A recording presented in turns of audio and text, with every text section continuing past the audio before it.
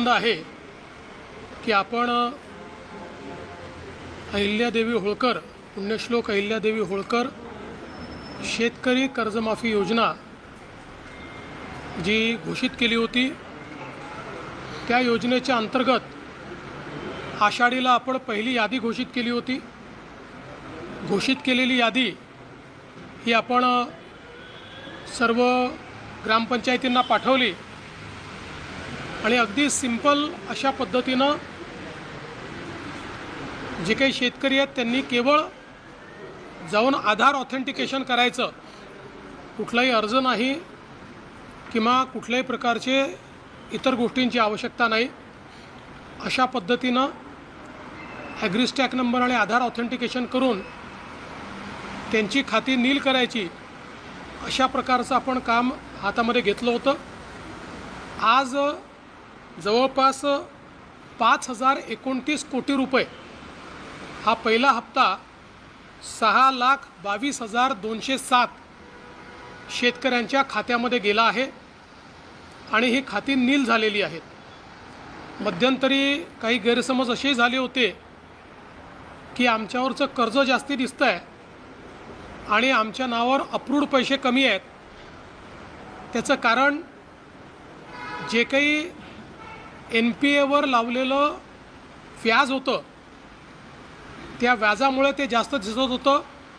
बँकांनी ते व्याज रद्द केल्यामुळे आता अकाउंटमधले पैसे आणि शासनाने त्यांच्या अकाउंटला भरलेले पैसे, म्हणजे कर्जाचे पैसे अकाउंटमधले आणि शासनाने भरलेले पैसे हे सारखे असल्यामुळे ही अकाउंट नील झालेली आहेत। आता रोज मोठ्या प्रमाणात ही अकाउंट्स येत आहेत। अशी व्यवस्था केलेली आहे की जसे जसे अकाउंट्स येतील, ऑथेंटिकेट होतील, तसं तसं त्या खात्यांमध्ये पैसे जातील। अजूनही म्हणजे जवळपास हे 18-19 लाख अकाउंट जे आहेत याची प्रोसेस चालली आहे। 12 लाख अकाउंट जे आहेत हे बँकांना परत पाठवलेले आहेत, कारण बँकांनी त्यात चुका केलेल्या आहेत। बँकांनी हे सांगितलं आहे की साधारणपणे आठवड्याभरामध्ये तेही अकाउंट सुधारून आम्ही परत करू।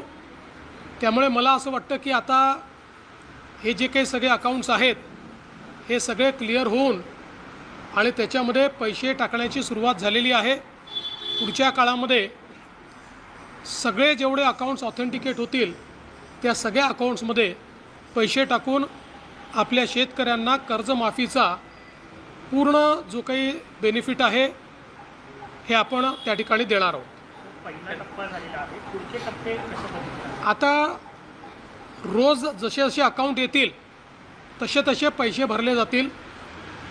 सुरुवातीच्या पहिल्या टप्प्याला याकरता वेळ लागला की आपण हे ठरवलं होतं की याद्या ग्रामपंचायतपर्यंत जातील, त्या ठिकाणी याद्यांचं वाचन होईल, लोकांना हे समजलं पाहिजे आणि मग लोकांनी फक्त आपलं आधार ऑथेंटिकेशन करायचं आहे। ते आता खूप जोरात चाललेलं आहे।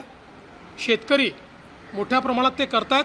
ते झाल्याबरोबर आमच्याकडे जसं अकाउंट येतो तसं आम्ही पैसे भरणं सुरू करतो। किती कालावधी? 1 महिनाभरात पूर्ण?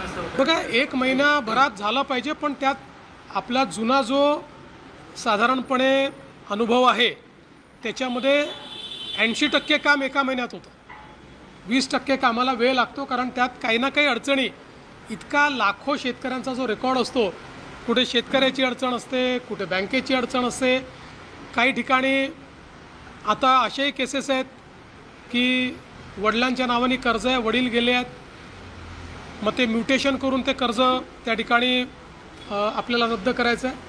अशा कागदपत्राच्या पूर्तता चालत असतात, पण 80% काम मात्र वेळेत होतं। कर्जमाफीचे बऱ्याच वेळा असं होतं की कर्जमाफी माफ केले होते आणि नंतरच्या टप्प्यातली जे प्रोत्साहन पण आपण रक्कम दिली जाते ती नाही, आम्ही याच्यामध्ये 2च टप्पे केलेले आहेत। पहिल्या टप्प्यामध्ये आम्ही सगळे कर्जमाफीचे पैसे भरतो आणि दुसऱ्या टप्प्यात आम्ही प्रोत्साहनचे पैसे देणार आहोत।